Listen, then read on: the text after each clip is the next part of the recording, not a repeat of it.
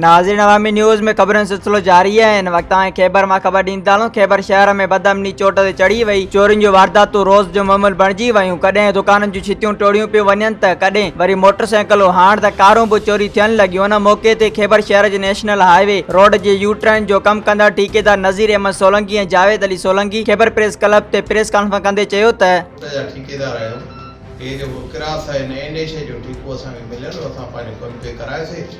कमु कराइण जे दौरान जेको आहे तो तक़रीबन असां 6 बजे कमु बंदि करे अचे पंहिंजी जॻह ते आयासीं। पोइ मानी बानी कई, 11 कमु थी विया, असां मानी वेठासीं, मानी बानी खाई ऐं दरवाज़ो हेठां बंदि करे गाॾी हेठि बीठी हुई। पोइ ख़बर न आहे त सुबुह जो असांजे खीर वारो आहे 6 बजे, असांखे चयो बाबा जेको आहे तो तव्हां इहो खीर वठो। पोइ छोकिरो हेठि लही वियो, उन ॾिठो त गाॾी आहे ई कोन। खीर वरितोसीं पर चए त गाॾी आहे ई कान, गाॾी काइजी वई आहे।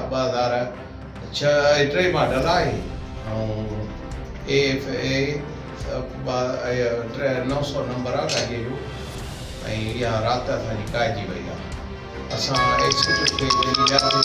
सुबुह जो हेठि लथासीं, वियासीं थाणे ते, त भाउ असांजी NC दाख़िल कर। SHO चयो ठीकु आहे, NC दाख़िल कयां थो। SHO चयो मां 3 बजे वापसि अचां थो, मां जे नंढड़ी काकड़ीअ जी तबियत सही न आहे, हैदराबाद थो वञा, होॾां थी अचां, 3 बजे अचां थो, इनशाला तव्हांजी मां मदद कयां थो ऐं गाॾी तव्हांखे बराबरि कराए थो ॾियां।